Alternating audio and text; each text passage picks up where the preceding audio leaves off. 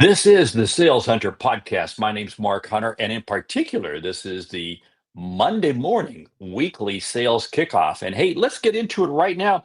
Your morning routine, it's more important than you realize. We're going to discuss 3 steps to making your morning routine more impactful than ever. And then I'll share with you the exact steps that I use, including this morning, coming to you this morning from Charlotte. Last week was Seattle. This week, Charlotte. Next week will be Phoenix. But every Monday morning, 8 a.m. Central. Hey, the show begins right now. You're listening to the Sales Hunter Podcast with Mark Hunter, where the focus is to help you as a sales leader sell with confidence and integrity. And now here's your host. What time do you get up in the morning? I want to, you can scan the internet and you're going to see all kinds of articles, all kinds of stories about how if you get up so bright and early, it's amazing how your day's going to be far more impactful and all this sort of thing. But here's the deal. It's not about what time you get up in the morning. Whoa, he just dropped the bombshell. It's about what you accomplish and how you use it. And this is particular for those of us in sales. Hey, this episode is sponsored by How to Get a Meeting with Anyone Mastermind Group. It's where elite sellers learn audacious, proven strategies to land impossible meetings with their dream clients. It's created by Stu Heineck, the Wall Street Journal cartoonist, the AMA named the father of contact marketing. You can join now at getameetingmastermind.com. Spots are limited. Okay, getting up early. It's not just about having a time that you wake up early, and I do encourage you to be consistent, but it's how you use your time. And I want you to look at getting up early as a gift. Now, notice I haven't said a time because here's the deal. It is about having a time frame where you have a distraction-free period. Distraction-free. What does this mean? This means that you control the time, not the time controls you. Let's unpack this further. If you get up at the same time that your kids get up and you have to get them off to school or maybe 20 minutes before, you don't have distraction-free time. You have to allow yourself to be able to have 2 hours of distraction-free time. Okay, now I dropped the bombshell. 2 hours of distraction-free bombshell before life begins taking over and taking control. This is absolutely key because what this does is it allows you to set the day and control you in the 3 ways that you need to be controlling yourself, and that is mentally, physically, and spiritually. Yes, these are the 3 key things that you've got to control yourself. Now, I'm gonna share with you more, and don't wiggle out on me here because I'm going to share with you strategies and ideas on each of those 3 that will fit for whoever you are, whatever your walk of life is, where you are. You see, the other key part is consistency. It's you've got to follow this for a consistent period of time. I've been doing this for years, and it's amazing at what it has done to my life. It's changed me dramatically because I'm able to create good habits by getting up at the same time every morning and being consistent with this 2 hours of my time before life gets in control. Okay, so what time is that? Okay, now for me, that means I get up at about 4:45 a.m. Now, you don't have to get up at 4:45. I'm not advocating 4:45, but I know that by 7 a.m. is when things start to go chaotic for me. That's when, calls begin to happen, meetings begin to happen, and stuff begins to happen. And so I need 2 hours, and I just allow myself an extra 15-minute buffer. So what this means is that I get up at 4:45. Now, my 3 elements, the core elements that I go through during those first 90 minutes can be broken down into those 3 things. It's the physical, it's the mental, and it's the spiritual. And don't wiggle out on me. It's spiritual. However you do it, but it's your time to reflect internally. Okay, so my objective is before I even hit the floor. In other words, the alarm goes off at 4:45. I absolutely spend a couple minutes in bed being thankful for the day. I take just a couple minutes to be thankful for the day being really respectful of the people I'm going to meet, thinking of the opportunities and the privileges that I'm going to have to be able to interact with people. This just absolutely just kind of just reframes my mind because now it feels like I get to get up in the morning. It's a privilege to get up in the morning. And it's amazing how that just changes my mind. Now, upon hitting the floor, I do glance at my phone. Yes, I do glance at my phone. I know that runs counter, but I just want to make sure that the world is still there. Well, really what I'm doing is I'm just making sure that I don't have any emergencies, anything happening that I need to be aware of. But after about 10 seconds, it's off. Next up, of course, I use the restroom, and it's minimal. I'm drinking 24 ounces of water at least. And then I begin my cardio routine. In other words, I lift weights. Now, this is not a drop dead workout. I'm not trying to, be the go-to, wow, this is amazing, this workout. No, it's just about a 10-15 minute workout that gets the blood flowing and keeps me physically in shape. Then I go for an early morning run, 2-3 miles. Now I live in Dallas, Texas, and it's hot, hot, hot. Today I'm in Charlotte. It was hot here.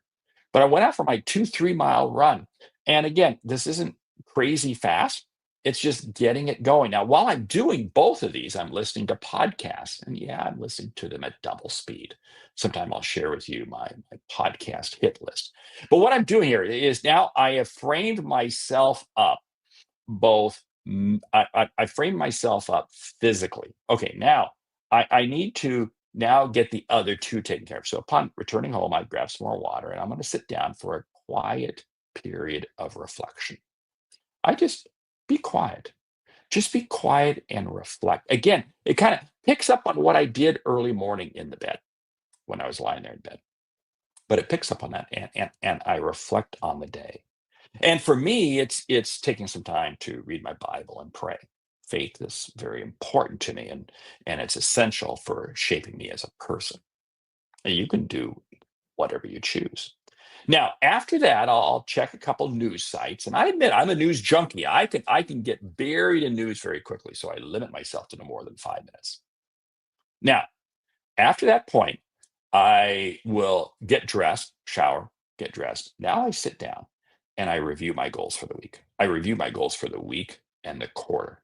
This is absolutely essential because I want to make sure that everything I'm doing today lines up and helps me with all of those activities. And if it doesn't, I've got to make some wiggles and shakes. I'm going to make notes in my calendar for when I'm going to have time to take care of this or take care of that. But I'm being very deliberate about my day, very deliberate. Again, because 7 o'clock's rolling around pretty quickly, and I got to make sure that even though I'm getting into, I don't want to say zoo time, but interaction time with customers, I still have the ability to get things done that I need to get done. And I'm making sure that I'm planning my day, that those key tasks, those big activities I get done before 10 a.m. I practice the 10 a.m. rule. What is that? The 10 a.m. rule is where you get something significant done before 10 a.m. every day. It's because it's amazing at how that changes you. Okay, now let's kind of wind the clock back, and you're going to see that I do all of that, and it's not even 7 o'clock. It is not even 7 o'clock. So what does this mean? That means by 7 o'clock, I am ready to now embrace the day. I've done all my planning, my review. I've got the day set up, and I'm charged with winning. Too many times what I see people doing is they don't quite get organized, and they push the clock to sleep as much as they can, and they get up, and then they're kind of behind schedule all day. And I have found that by this routine of being physically active first thing, that overcomes this, oh man, I just didn't quite get enough sleep. I just didn't quite, because it's amazing at how it gets everything working. The podcasts I listen to, the time I spend in quiet reflection, the spiritual, all of these pieces absolutely fit to help my day start. Now I'm not sharing my day to brag. No, I'm doing it only to give you an example of what's possible. And what's possible is much greater than you realize. Don't fall for the thing that, oh, you got to get up at 3:30 a.m. or 4 a.m. No, you get up at the time that works for you, with your goal being 2 hours of distraction-free time before life kicks into gear, whatever that might be, whatever. And I can't stress that enough, because what you're going to do is you're going to wind up creating habits that are going to wind up stacking on top of habits. Now, I want to go a little bit deeper in the reviewing of goals, because again, I kind of glossed through that pretty quickly here. It is really important for you to determine what are those key items that you need to complete. This is about ensuring you're productive. It's not about being busy. I see too many people, and I did this morning. I was looking at some things I needed to get done. I realized that's just being busy. That's not really going to generate revenue for me. That's not going to help me achieve my goals. And I took that off my list. You see, it's absolutely essential that you double, triple check your day to make sure that you're being productive and not busy. You see, it comes down to, you're going to be tasked with achieving your goals, not whether or not you fill the day. See, I've got, for instance, numerous requests that come in by way of email and so forth. And I get buried in email very quickly. But I gotta realize that those are just busy requests. Those aren't productive requests. So they just get pushed aside or they get deleted. But see, I absolutely stay focused on knowing that if I don't set my day up to win, I won't win. Think about this for a moment. For me, at the conclusion of my 2 hours of my time, I own my day. And it's amazing at how that changes my attitude. It changes my outlook. It changes everything about how I approach the day. And it allows me to be incredibly aggressive with everything else I do today. Now, the key to your morning routine is to have one. Have one. Don't let the day control you. If you allow the day to control you, you will very quickly find yourself becoming just absolutely busy, but not productive. You see, here's what I find. When you control the day and it starts in the morning, you're going to be creating habits.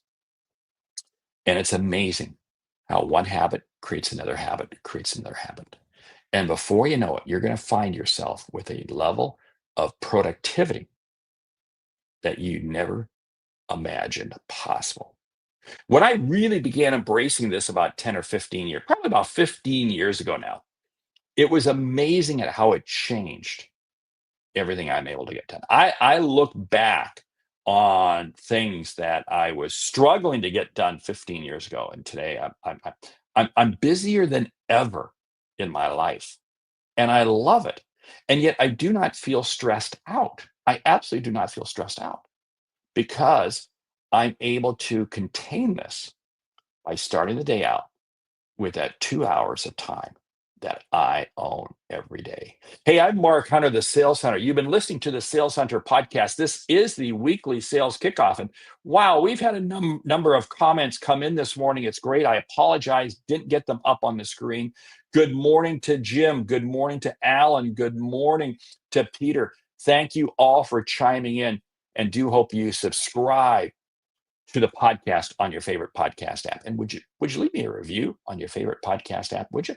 Because I tell you what, this Monday morning show is absolutely becoming a huge hit. I'm Mark Hunter, the Sales Hunter. Great selling.